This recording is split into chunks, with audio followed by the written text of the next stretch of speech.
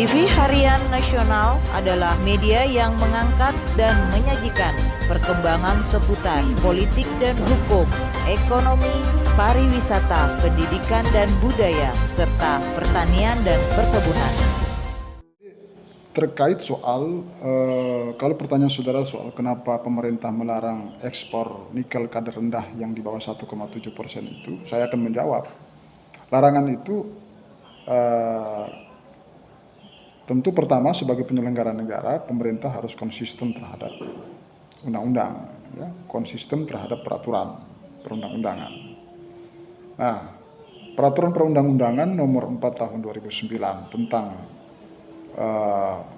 pertambangan mineral dan batu bara, pasal 101 dan 102, dengan tegas mengatakan bahwa pemilik IUP wajib melakukan penambangan, pengelolaan, dan pemurnian. Pasal 102. Pasal 103 menegaskan bahwa kegiatan pemurnian itu wajib dilakukan dalam negeri. Ya. Ketentuan itu kemudian diperkuat dengan peraturan PP secara teknis pelaksanaannya. Peraturan pemerintah nomor 1 tahun 2017, perubahan dari peraturan pemerintah nomor 1 2014, perubahan dari peraturan pemerintah nomor 23 2010. Demikian pula ditegaskan di situ bahwa ya pemilik IUP wajib melakukan pemurnian di dalam negeri. Gitu. Nah, masalahnya kalau kita menjajaki dalam berbagai macam meeting yang sudah kita lakukan, kalangan swasta mengakui bahwa untuk membangun sebuah smelter pabrik pemurnian terhadap kadar rendah itu dananya tidak sedikit, di atas 11 miliaran, 11-an miliar tentu kan, bahkan sampai puluhan miliar. Dan nilai di atas 11 sampai belasan triliun itu, dan tentu itu tidak bisa di-handle sendiri oleh negara melalui APBN. Negara harus bergandengan dengan kalangan swasta baik di dalam maupun di luar negeri. Lagi-lagi itu kemudian kita bicara soal strategi investasi khusus dalam pembangunan smelter untuk kadar rendah produk nikel ini. Jadi larangan itu faktornya karena itu. Jadi bentuk dari konsistensi pemerintah untuk membatasi akibat barang yang akan dikirim, barang yang akan dijual ke luar negeri ini tidak tersedia tuntas secara hukum. Jadi barang yang akan dijual itu tidak tuntas secara hukum. Kalau ada yang membuat gara-gara kemudian mengada-ngada keadaan dan alasan mengirimkan ini, itu sudah tentu melanggar undang-undang. Dan kita tidak ingin bahwa seluruh aktivitas bisnis investasi kita itu tidak sehat. Karena apa? Karena melanggar undang-undang. Ya, seperti itu. Berikutnya sekarang, semangat pertambangan dan mineral dan batu bara di Indonesia ini, itu semangat politik hukum pertambangan kita itu ada 3. Yang pertama, perhatian khusus terhadap keselamatan lingkungan hidup. Yang kedua adalah perhatian khusus terhadap kesejahteraan rakyat, dan di dalamnya ada kedaulatan negara.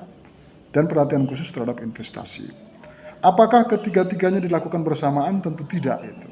Secara filosofis, ya kan kita memahami hukum itu kan tidak hanya ansi normatif itu. Secara filosofis yang paling penting diperhatikan itu adalah soal keselamatan lingkungan hidup itu. Karena manusia dengan segala bisnis dan investasinya itu bergantung pada lingkungan hidup itu. Ya, dunia ini, masa depan dunia ini bergantung pada lingkungan hidup. Jadi sama-sama jika kita menjaga keselamatan lingkungan hidup, maka sudah tentu peradaban manusia akan terus berkembang dan tersedia alam baginya. Karena itu maka politik hukum lingkungan hidup harus dikedepankan dalam konteks kegiatan pertambangan, mulai dari penambangan, pengelolaan, dan pemurnian. Yang kedua adalah soal kesejahteraan rakyat. Jadi perhatian terhadap kesejahteraan rakyat itu mulai dari kesempatan kerja. Kesempatan kerja mendahulukan keberpihakan terhadap tenaga kerja dalam negeri. Oh, tidak mampu, ternyata lebih mampu tenaga kerja luar negeri. Nah, itu persoalan. Jadi ada kemudian menteri yang mengatakan tenaga kerja dalam negeri tidak mampu menghandle kapasitas yang ditentukan dan dituntut oleh kegiatan produksi yang bisa tenaga kerja luar negeri. Maka kita harus mengimpor tenaga kerja luar negeri, kita kesampingkan tenaga kerja dalam negeri. Itu alasan-alasan yang menurut saya cacat kebijakan dan cacat fikir itu secara filosofis. Justru kemudian karena itu kekurangan kapasitas, baik itu kompetensi maupun integritas, maka harus menjadi prioritas sekolah-sekolah tinggi ilmu pertambangan itu mulai dibuka dengan lengkap laboratoriumnya sehingga kita bisa menjemput kapasitas yang kurang itu begitu.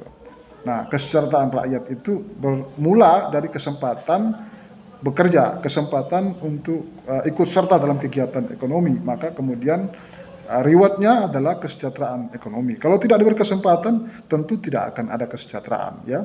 Nah, yang kemudian politik hukum investasi Indonesia di sektor pertambangan itu sesungguhnya mengikuti, ya, dua prinsip yang lebih awal tadi, mengikuti prinsip keselamatan lingkungan hidup, prinsip kesejahteraan rakyat.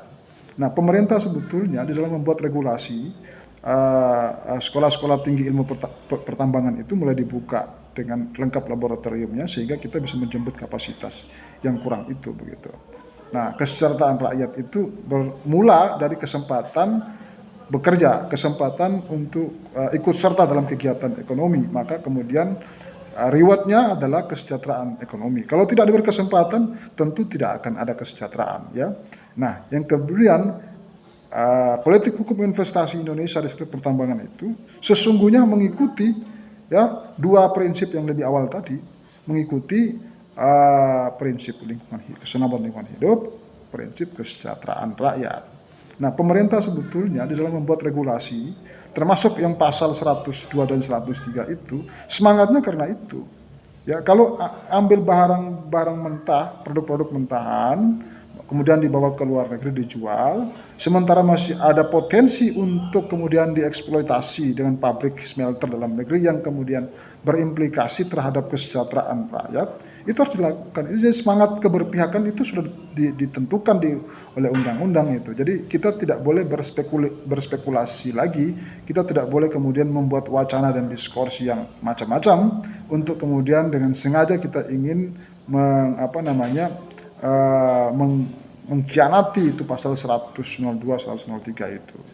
Nah, sekarang adalah tantangan bagi pengusaha untuk memulai, ya, merencanakan dalam waktu yang secepat-cepat ini, sehingga target pemerintah 101,6 juta ekspor per tahun 2022 ini dapat terjadi gitu. Dan kalau kita lihat datanya, memang permintaan internasional soal nikel kadar rendah ini hampir 50% dari total permintaan yang ada, gitu ya. Hampir 50% dari total permintaan yang ada. Nah, sementara kesiapan smelter tidak siap, maka target pemerintah yang 2021 terrealisasi 1 juta ton, sekarang akan naik 10%, kemungkinan kecil untuk bisa dicapai. Lalu dari sekarang kemudian pemerintah tidak segera berkoordinasi secara pasti merencanakan pengadaan atau pembangunan smelter khusus untuk nikel kadar rendah ini. Saya khawatir akan bisa mencapai sampai akhir tahun, pemerintah akan mengkonsolidasikan ketercapaian ekspor nikel ini, ya, kalau dari sekarang tidak segera untuk direncanakan dengan baik gitu. Terima kasih.